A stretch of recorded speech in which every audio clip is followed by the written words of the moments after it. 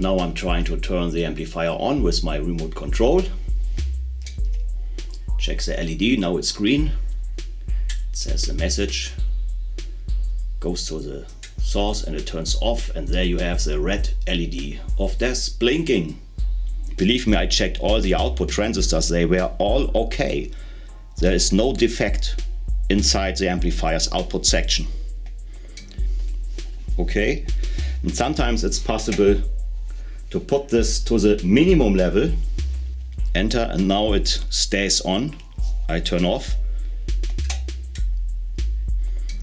and I turn on again.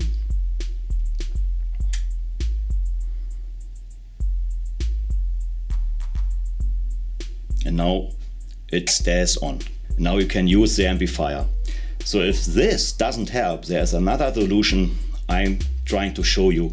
You got to open up the cover of the amplifier and search for a small connector. You got to remove this one, turn it on again, it should work. It should not go in the red LED blinking mode. Main zone on. That's it.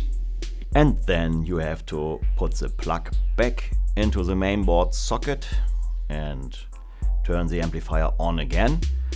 And after waiting some seconds, there should not be any error message like speaker protection or something like this. The amplifier should work in standard mode and you can use it. And if the relay sounds like a cluck or click, then the amplifier is ready for action.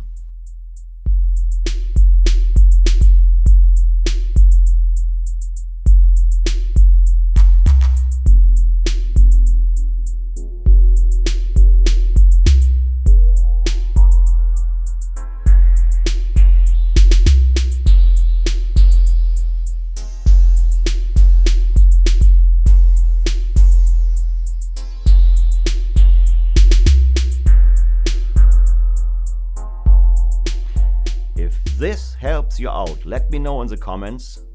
Thank you very much for watching and see you next time. Bye bye.